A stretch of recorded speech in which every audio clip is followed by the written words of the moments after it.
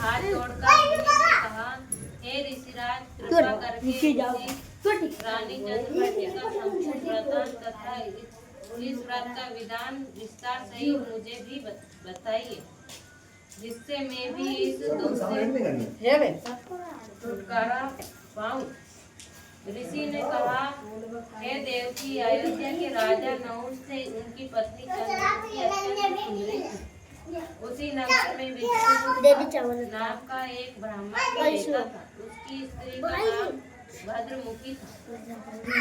रानी अत्यंत रूपवान एवं सुंदरी थी। रानी को इस ब्राह्मणी में अत्यंत प्रेम था।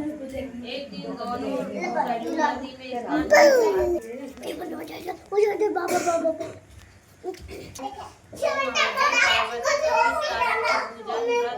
कर रही हो। यह सुनकर स्त्रियों ने कहा कि हम संतान लक्ष्मी का व्रत संतान प्राप्ति हेतु कर रही हैं। अभी हमने शिव पार्वती का पूजन चंदन अक्षत आदि से विधि सहित किया है।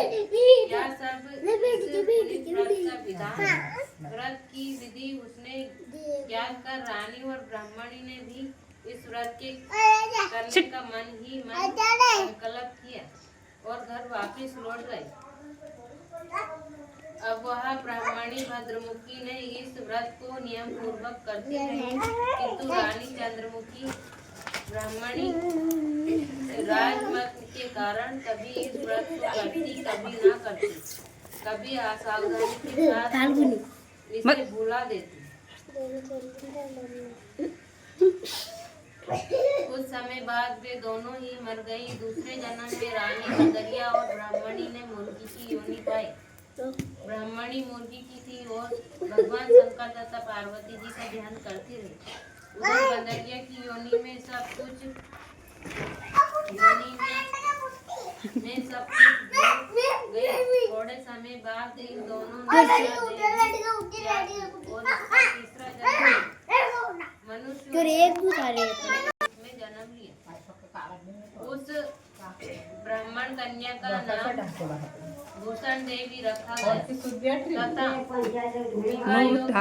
उसका विवाह गोकुल निवासी अनिल भील नामक एक ब्राह्मण से कर दिया। भूषण देवी इतनी सुंदर थी कि वह आभूषण न पहनते हुए भी अत्यंत सुंदर लगती थी। इतनी सुंदर कि कामदेव की पत्नी रति भी उनके सम्मुख लजाती थी। भूषण देवी के अत्यंत सुंदर संपन्न चंद्रमा के समान स्वभाव वाले 8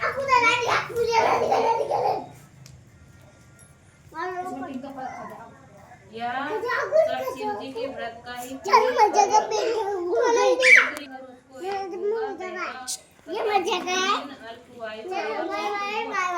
और 9 वर्ष की आयु इस क्षण संसार को छोड़कर चला गया। अब तो रानी पुत्र रहने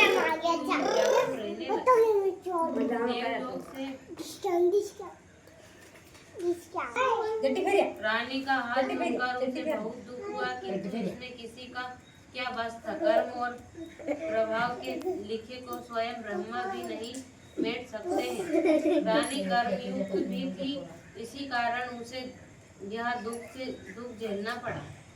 रानी उस ब्राह्मणी के ऐसे व्यवहार और 8 पुत्रों को देखकर मन में ईर्ष्या कर उठी तथा उसके मन में पाप उत्पन्न हो गए।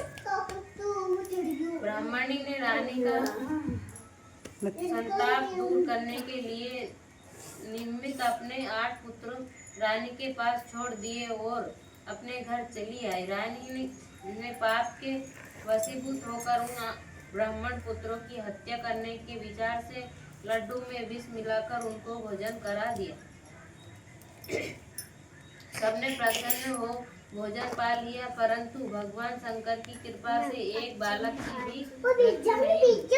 यह देखकर रानी अत्यंत आश्चर्यचकित हो गई और इस रहस्य का पता लगाने का विचार किया। भगवान की पूजा सेवा से निवृत्त होकर एक दिन जब भूषण देवी आई तो रानी ने उससे कहा कि मैंने तेरे पुत्र को मारने के लिए विष मिलाकर लड्डू भी मरा नहीं। तूने ऐसा कौन सा दान पुण्य देख तो कोई बताओ मैं दुकान में कारण तेरे मोबाइल में कहीं दिख रहे भगवान दिख रहे जिसके कारण तेरे ये पुत्र नहीं मरे और दिख रहा? तू बड़ी सौभाग्यवती है। इस सबका भेद तू निष्कपट होकर मुझे समझा। मैं तेरी बड़ी ऋणी रहूंगी। रानी के ऐसे दीन वचन सुनकर ब्राह्मणी कहने लगी, हे रानी सुनो, तुम्हें 3 जन्म का हाल कहती हूँ।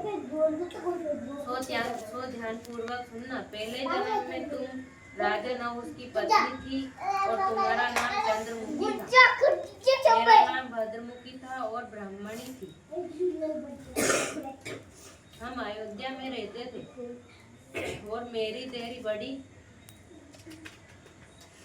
प्रीत थी। एक दिन हम तुम दोनों सरयू नदी में स्नान करने गए और दूसरे स्त्रियों को संतान सप्तमी का उपवास शिव जी का पूजन अर्चन करते देखकर हमने तुमने भी इस उत्तम व्रत को करने की प्रतिज्ञा की थी, किंतु तुम राजमत में के कारण सब भूल गई बोलने का तुमको दोष लगा और आज भी करती हूँ। दूसरे जन्म को तुम बदरिया का जन्म मिला तथा मुझे मुर्गी की योनि मिली। भगवान शंकर की कृपा से इस व्रत के प्रभाव तथा भगवान को मैं इस जन्म में भी न भूली और निरंतर इस प्रकार व्रत को नियम पूर्वक करती रही। तुम अपने इस संकल्प को इस जन्म में भी भूल गई। मैं तो समझती हूँ कि तुम्हारे ऊपर यह जो भारी संकट है उसका एकमात्र यही कारण है और दूसरा कोई कारण नहीं होता। इसलिए मैं कहती हूँ कि तुम अब भी इस संतान सप्तमी के व्रत को नियम से करो तो कदाचित तुम्हारा संकट दूर हो जावे। ऋषि ने कहा कि हे देवकी, भूषण देवी ब्राह्मणी के मुख से अपने पूर्व जन्म की कथा तथा व्रत की संकल्प रानी को भी पुरानी बातें याद आ गई और वह पश्चाताप करने लगी। भगवान शंकर एवं देवी पार्वती की आकार महिमा का गुणगान करने के पश्चात रानी ने उनके दिल से नियम पूर्वक देवकी ने ऋषि से पूछने लगी, हे ऋषिराज, इस पुनीत व्रत का विधान नियम विधि आदि विस्तार से मुझे समझाइए। यह सुनकर ऋषि बोले, हे देवकी, यह पुनीत व्रत भादों के महीने की शुक्ल पक्ष की सप्तमी के दिन किया जाता है। उस दिन ब्रह्म मुहूर्त में उठकर किसी नदी अथवा कुएं में पवित्र जल से स्नान करके स्वच्छ पवित्र वस्त्र पहनना चाहिए। शंकर भगवान तथा जगदम्बा पार्वती गाने लगाए। इस गांठे को धूप दीप अष्टगंधा से पूजा करके अपने हाथ में बांधे और भगवान शंकर से अपनी कामना पर सफल होने की शुद्ध भाव से प्रार्थना करें। 7 कुएं बनाकर भगवान को भोग लगावे और 7 ही कुएं एवं यथाशक्ति सोने अथवा चांदी की एक अंगूठी बनवाकर इन सबको एक तांबे के पात्र में रखकर और उनको विधि से पूजन करके किसी सदाचारी धर्मनिष्ठ कर्मनिष्ठ ब्राह्मण को दान में देवे। उसके पश्चात 7 कुएं ही स्वयं प्रसाद के रूप में ग्रहण करें।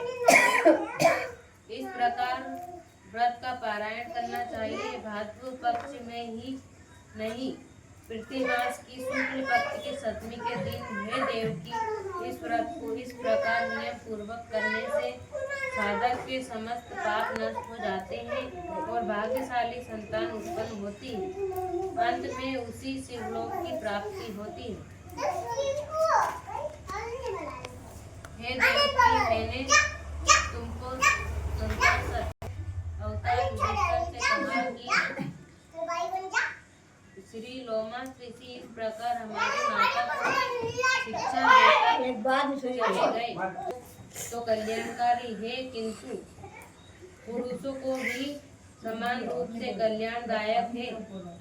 संतान सुख देने वाला, पापों का नाश करने वाला, वह यह उत्तम व्रत है जिसे स्वयं भी करे और मनोकामना पूर्ण होने पर दूसरे से भी करवाए। इस व्रत के पुस्तक में इच्छानुसार 7 या 11 प्रतिमाएं अपनी ओर से वितरित भी करे तो परोपकार होगा। नियम पूर्वक जो कोई इस व्रत को करता है और भगवान शंकर एवं पार्वती की सच्चे मन से आराधना करता है, वह निश्चित ही अमर यश प्राप्त करके अंत में शिवलोक को प्राप्त होता है। बोलो